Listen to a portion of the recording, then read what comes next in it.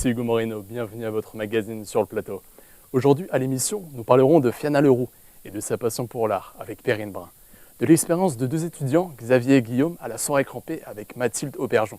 De Lisa et sa passion pour la photographie avec Marilène Nelia Banga. De l'expérience d'enfant acteur de Mathilde Boucher avec Charlotte Berré-Morin. De l'adaptation du roman La Petite et le Vieux avec Elena Simé.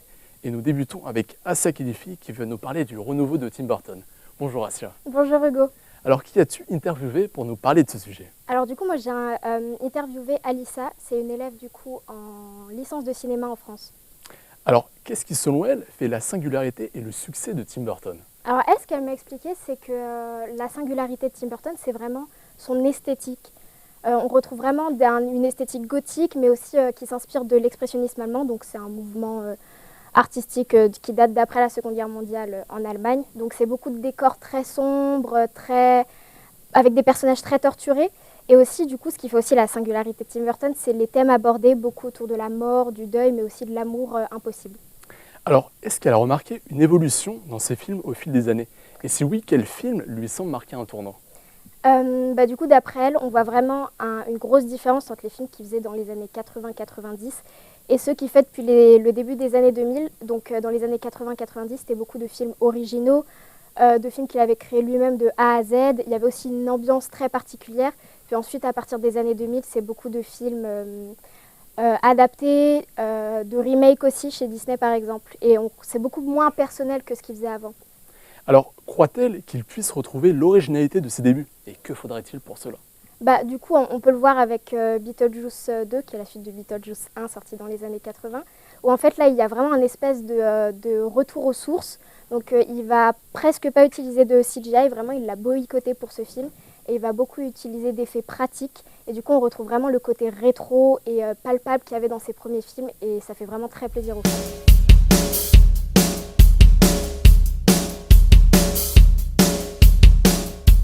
Nous allons maintenant parler de l'adaptation du roman La Petite et le Vieux avec Elena Simé. Bonjour Elena. Bonjour Hugo. Alors, qui est Marie-Renée Lavoie?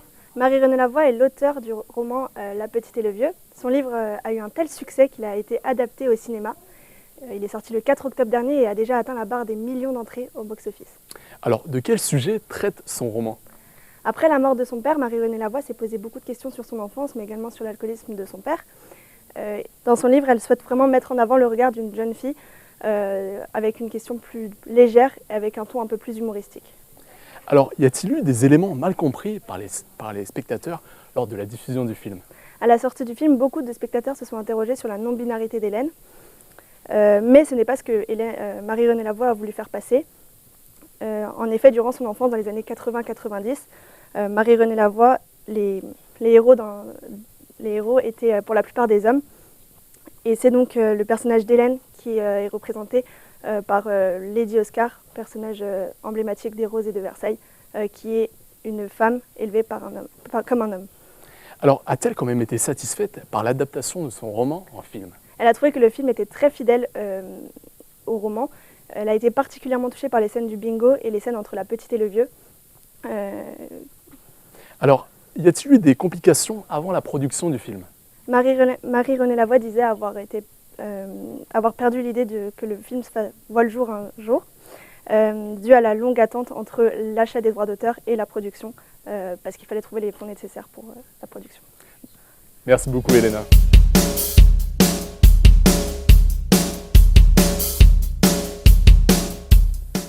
Nous allons tout de suite parler de l'expérience d'enfant acteur de Mathilde Boucher avec Charlotte Berré-Morin. Bonjour. Bonjour. Charlotte. Alors, qui est Mathilde Boucher? En fait, Mathilde Boucher, c'est une jeune comédienne qui a commencé dans ce milieu à l'âge de 8 ans, qui est en fait très jeune, puis elle nous parle de cette expérience-là qui a été très bénéfique pour elle. Alors, quelle est son expérience dans ce milieu? Elle a fait beaucoup de théâtre, elle a fait des publicités, elle a même touché au milieu de l'animation, tout ça grâce à son père et sa mère, qui sont les deux dans ce milieu. Son père est acteur et humoriste, et sa mère est directrice adjointe de l'école de théâtre à Montréal. Alors, ça fait quoi d'être un enfant au cinéma? Ce qu'elle me dit, c'est que c'est sûr que ça vient avec beaucoup d'avantages et de désavantages, mais avant tout, elle précise que pour être un enfant acteur, il faut que ça soit un choix.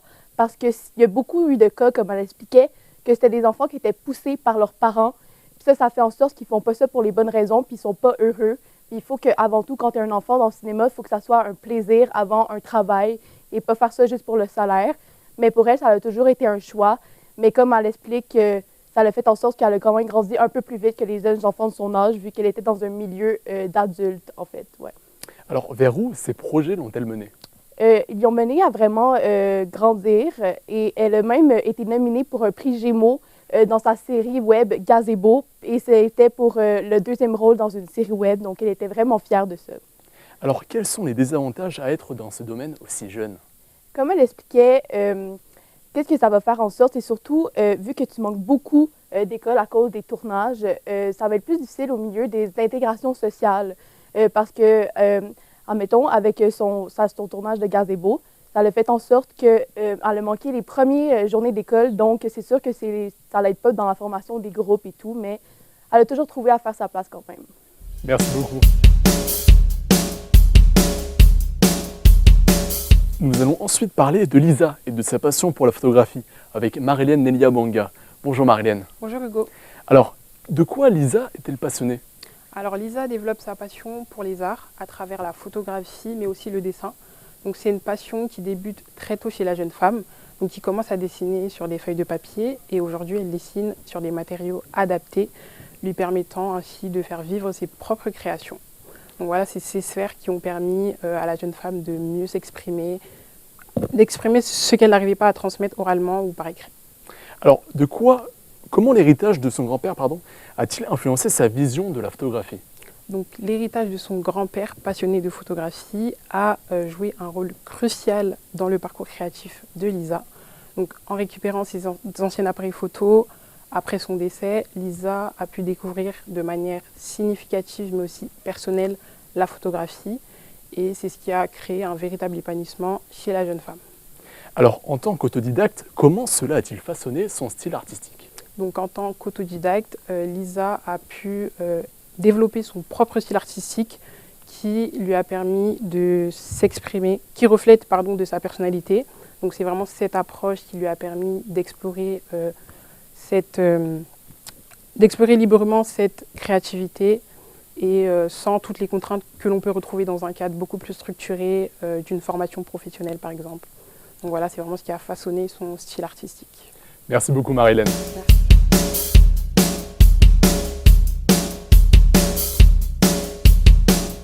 Nous allons maintenant parler de l'expérience de deux étudiants, Xavier et Guillaume, à la soirée crampée, avec Mathilde Aubergeon. Bonjour Mathilde. Bonjour Hugo. Alors, qu'est-ce que la soirée crampée? Donc la soirée crampée, c'est un événement dédié à l'humour organisé par des étudiants au Cégep de Jonquière.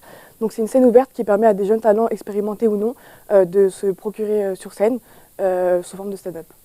Alors, qu'est-ce qui pousse les étudiants à monter sur scène? Pour Xavier comme pour Guillaume, c'était la passion pour l'humour qui les a motivés.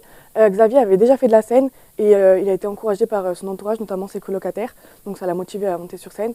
Et Guillaume, pour lui, c'était un rêve d'enfance. Donc c'était vraiment l'occasion de concrétiser son projet. Alors, quels sont les principaux défis rencontrés durant les prestations? Les principaux défis, c'est notamment les craintes de ne pas captiver l'attention du public ou de ne pas faire rire le public. Donc Guillaume, lui, il a su s'adapter face aux réactions du public. Et Xavier, lui, a su rester authentique tout en embarquant le public avec lui. Donc voilà, mais le principal défi en soi, c'est de garder son style tout en captivant l'attention du public et en improvisant. Alors, quel impact a eu cette expérience sur nos deux étudiants? Alors, ça a eu des impacts très positifs sur eux. Les deux m'ont confié que ça leur a augmenté leur confiance en eux. Xavier, lui, m'a dit que c'était un sentiment extrêmement valorisant de faire rire les gens, de voir le sourire, etc. Et Guillaume, pour lui, c'était sa première scène et il espère que ce ne sera pas la dernière. Merci beaucoup.